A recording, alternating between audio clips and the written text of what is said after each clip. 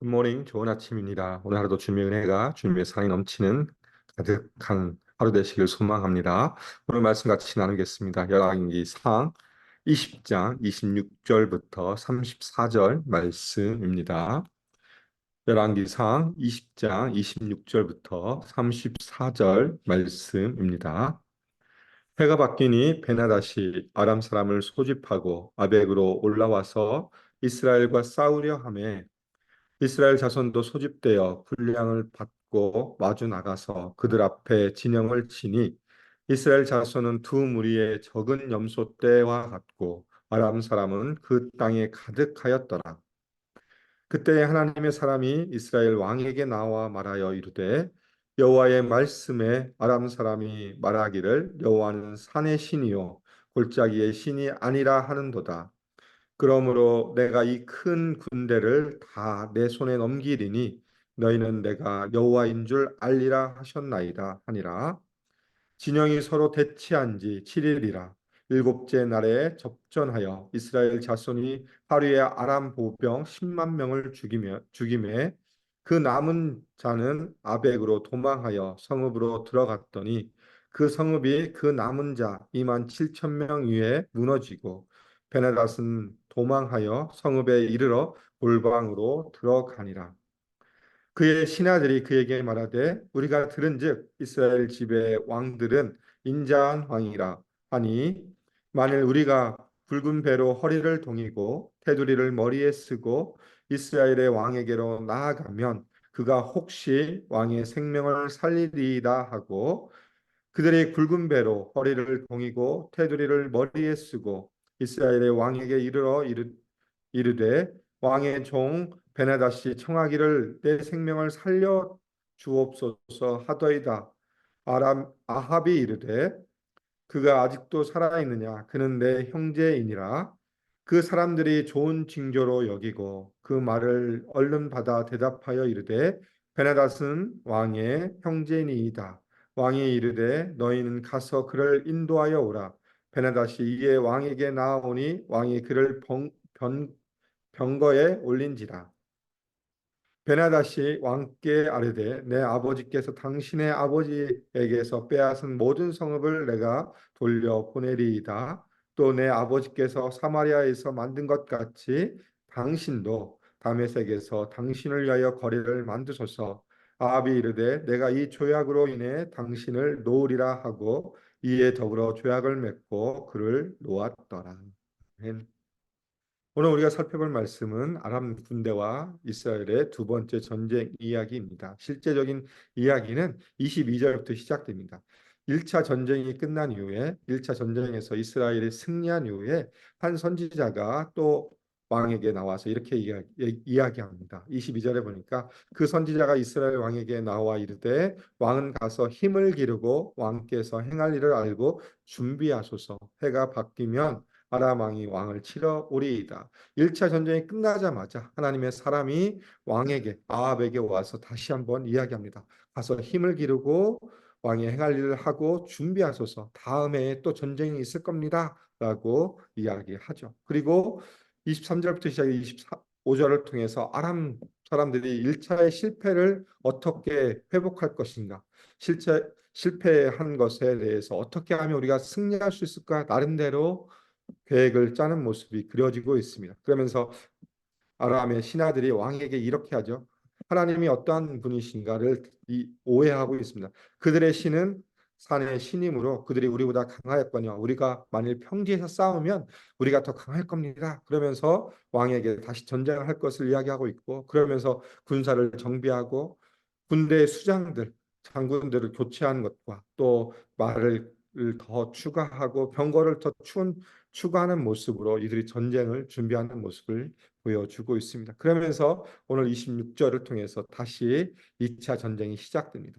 아람 군대가 이제 소집되어서 베나다시 아람 사람을 소집하여 아벡으로 올라와서 이스라엘과 싸우려 하였다라고 이야기하고 있습니다. 이듬해 이제 아람은 베나다시 군대를 다시 이끌고 와서 아벡에 올라왔습니다. 아벡은 평지입니다. 이스라엘과 아람의 경계에 있는 성이었고 평지였고 갈릴리 호수 근처에 있는 평지에 있는 성읍입니다. 그 평지에 아람 군대들이 와서 그곳에 진을 치고 있는 모습을 보여주고 있고 엄청난 수와 엄청난 많은 것들을 가지고 이 전쟁을 준비하는 모습을 보여주고 있죠. 그러면서 27절에 보니까 엄청난 수의 군대와 이스라엘의 군대를 비교하는 모습을 보여주고 있죠. 그러면서 이스라엘은 적은 염소의 두 떼, 두 무리 같다. 정말 적은 무리로 싸우는 모습을 보여주고 있고 군사의 수로의 극명한 차이를 보여주고 있습니다. 왜? 아람 군대는 그 땅에 가득하였다라고 이야기하고 있습니다. 2차 전쟁을 준비한 아람은 나름대로 최선을 다해 준비합니다. 그래서 전쟁에 하기 좋은 시간과 또 장소를 선택하여서 그들은 이스라엘과 싸우기 위해서 이곳에 오는 모습을 보여주고 있고 지금 현재로서 26절과 27절을 통해서 이스라엘과 아람 군대가 대치하는 모습, 아벡에서 대치하는 모습을 그려주고 있습니다. 그런데 이제 이때에 어떤 일이 벌어집니까? 28절에 보니까 그때에 하나님의 사람이 이스라엘의 왕에게 나와 말하여 이르되 여호와의 말씀에 아람 사람은 말하기를 여호와는 신의 산의 신이요 골짜기의 신이 아니라 하는도다. 그러므로 내가 이 큰 군대를 다 내 손에 넘기리니 너희는 내가 여호와인 줄 알리라 하셨나이다 하니라.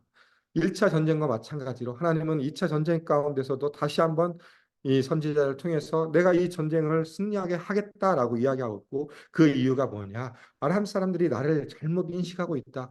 내가 산의 신으로만 이들이 인식하고 있고 그래서 내 손에 넘김으로 말미암아 이스라엘에게 승리를 주시겠다라고 이 선지자를 통해서 아합 왕에게 이야기합니다. 그러면서 이 이야기가 결국 무엇을 의미합니까? 전쟁은 누구에게 속했냐?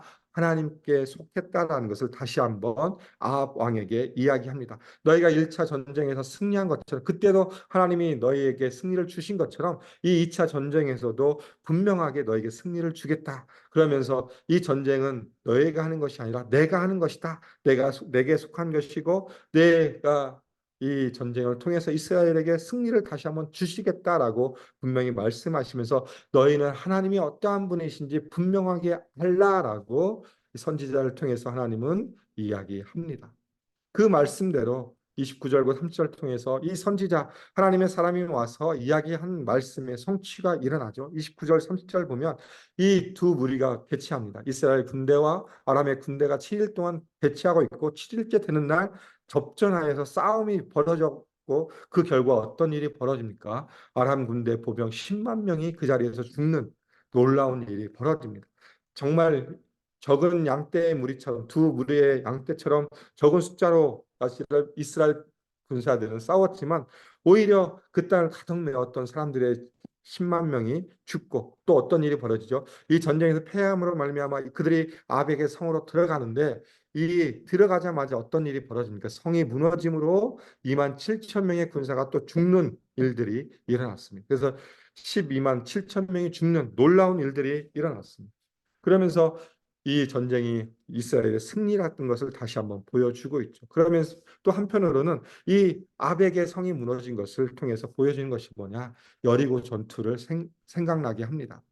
하나님이 이스라엘 백성들을 출애굽시켜서 처음 가나안 땅 여호수아를 통해서 가나안 땅에 첫 번째 전쟁을 할 때 어떻게 전쟁을 하셨습니까? 여리고의 전쟁을 통해서 이스라엘 백성들을 하는 건 무엇이었습니까? 하나님의 명령을 따라서 성 주위를 돌고 소리를 지름으로 그 성이 무너짐으로 그 성을 정복한 것처럼 이 여리고의 전투를 통해서 보여준 건 뭡니까? 하나님이 하신 일들이라는 것을 다시 한번 이 아벡의 성의 무너짐을 통해서 분명하게 이스라엘 백성들이 이 전쟁이 하나님께서 행하시는 일이고 우리가 하나님을 다시 한번 바라보고 하나님을 섬겨야 되겠다는 그 마음을 갖게 함으로 이 전쟁 가운데 승리를 주셨다는 것을 다시 한번 말씀해 주고 있습니다.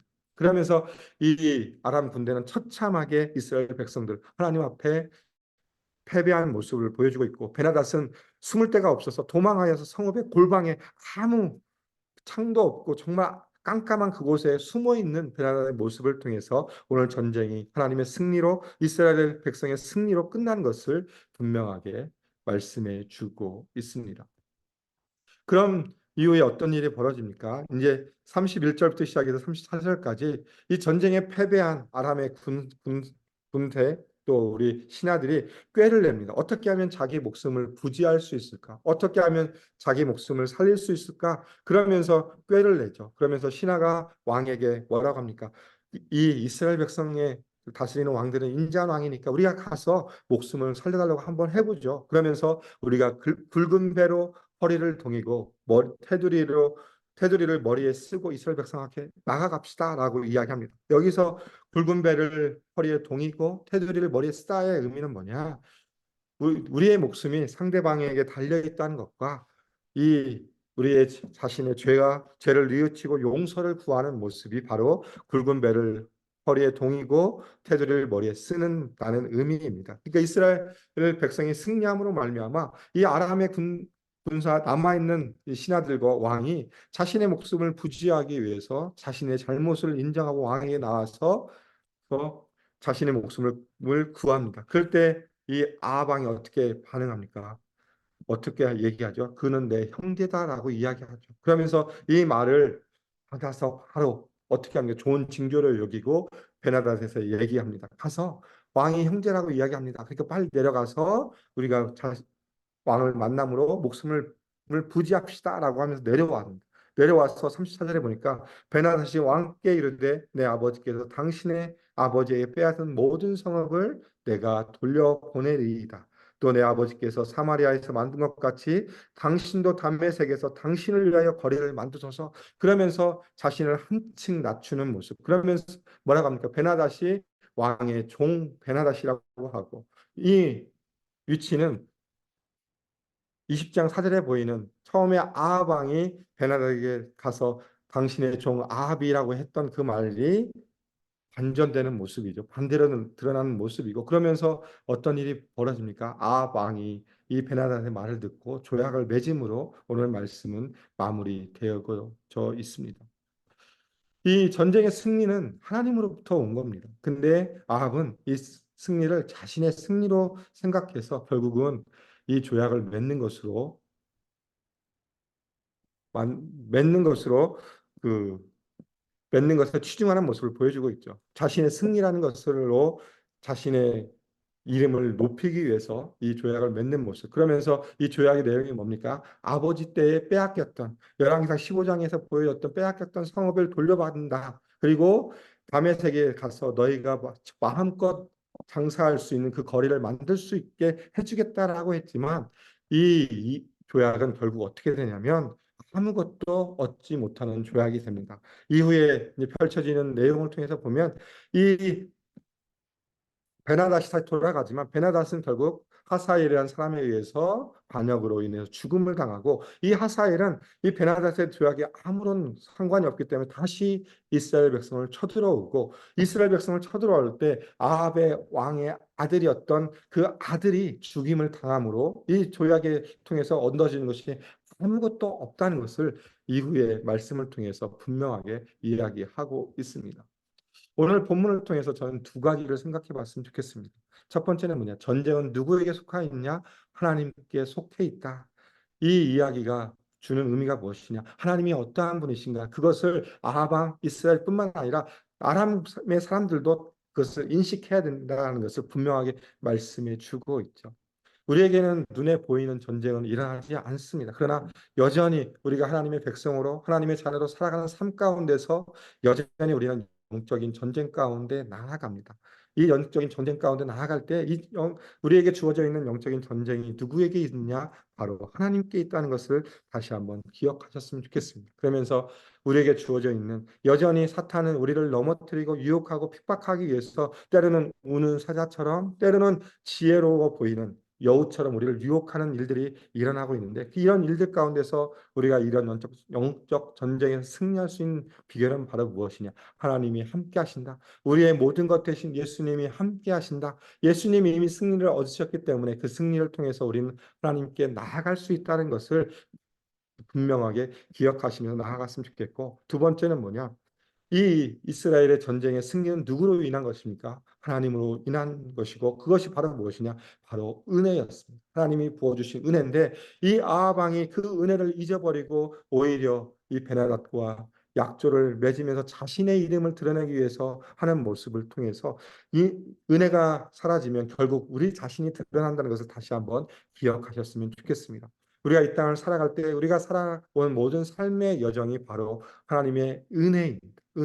은혜를 빼놓고는 얘기할 수 없는데 이 은혜가 우리 안에서 사라져 버리면 결국 우리는 우리 삶의 주인이 다시 우리가 되어서 우리가 하고 싶은 것, 우리의 욕심, 우리가 하고 싶은 모든 것을 채워가는 모습을 변질될 수 있기 때문에 결국 우리가 생각해야 될 건 뭐냐? 하나님의 은혜를 기억하며 살아가야 된다는 것을 다시 한번 말씀해 주고 있습니다. 우리가 오늘 하루 삶을 살아갑니다. 십자가의 불의 능력과 부활의 소망을 따라서 하루 살아갈 때 다시 한번 우리의 모든 것 가운데 승리를 허락하신 예수 그리스도를 통해서 승리를 경험하고 또한 하나님이 부어주신 놀라운 은혜, 우리가 죽을 수밖에 없었지만 하나님의 자녀로 부르신 그 놀라우신 하나님의 은혜를 기억하며 살아가는 삶이 되기를 소망하며 그로 인해서 우리 삶 가운데 주님이 주신 승리를 누리는 삶이 되었으면 좋겠습니다. 때로는 우리가 유혹에 넘어질 수도 있고 때로는 핍박 가운데 넘어질 수 있지만 다시 하나님을 찾을 수 있고 하나님의 은혜의 자리, 회개의 자리로 돌아올 수 있는 것 자체도 하나님이 주신 우리에게 놀라운 은혜이자 승리임을 기억하시면서 오늘 하루도 주님과 동행함으로 주님이 부어주신 놀라운 은혜를 누리는 귀한 하루의 삶이 되기를 주님의 이름으로 소망하며 축복합니다. 함께 기도하겠습니다. 하나님 감사합니다. 오늘 또 저희들에게 또 말씀을 통하여 다시 한번 하나님이 어떠한 분이신지 살펴보게 하여 주셔서 감사합니다. 전쟁 가운데 전쟁을 이끄시며 전쟁의 주인 되시며 전쟁이 내게 속하였다 말씀하시며 그 전쟁을 승리로 이끄신 하나님의 모습을 다시 한번 기억하며 우리의 삶 가운데 일어난 모든 영적인 전쟁 가운데서도 우리가 승리하며 나아갈 수 있음을 고백하며 하나님 오늘 하루의 삶도 살아갈 수 있도록 인도해 주시며 함께해 주시고 또한 주님이 베풀어 주신 놀라운 은혜를 기억하며 그 은혜 가운데 살아가는 삶이 될 수 있도록 인도해 주시며 함께하여 주시옵소서. 오늘 하루의 삶도 주님 앞에 올려드립니다. 주님께서 함께해 주시고 주님과 함께함으로 승리하는 귀한 하루 될 수 있도록 인도하여 주시옵소서. 예수님 이름으로 기도드립니다. 아멘. 이 시간 우리 합심으로 같이 기도하겠습니다. 오늘 말씀을 기억하시며 다시 한번 우리의 주어지는 영적 전쟁 가운데 예수 그리스도로 말미암아 승리하는 삶이 될 수 있도록 위해서 기도 부탁드리고 또한 하나님이 베풀어 주신 놀라운 은혜를 잊지 않고 그 은혜 가운데 살아가는 삶이 되도록 위해서 기도 부탁드리겠습니다. 두 번째 기도해 주실 것은 우리 교회 비전입니다. 예수 산책 AKPC의 말씀, 제자 미션을 공동체로 우리 교회가 아름답고 귀하게 세워질 수 있도록 위해서 기도 부탁드리겠습니다. 세 번째 기도해 주실 것은 다음 주 월요일부터 시작되는 유스 미션 트립 월요일부터 금요일까지 진행됩니다. 루지애나에서 있는데 그 참여하는 15명의 모든 우리 어른들과 우리 유스 아이들 가운데 함께 다 기도해 주시고 또 다음 세대 여름 사역 VBS가 2주 앞으로 다가왔습니다. 6월 3일부터 7일까지 있을 VBS를 위해서 기도 부탁드리겠습니다. 마지막으로 남아공 홍관호 성현아 선교사님을 기도해 주시고 목장 후원 선교사님들을 위해 기도 부탁드리겠습니다. 그리고 수술 후에 회복 중이신 담임 목사님의 모든 치유와 회복을 위해서 기도해 주시고 또 두병님 성도님들 치유와 회복을 위해서 합심으로 기도하고 일상의 삶으로 나아가겠습니다. 함께 기도하겠습니다.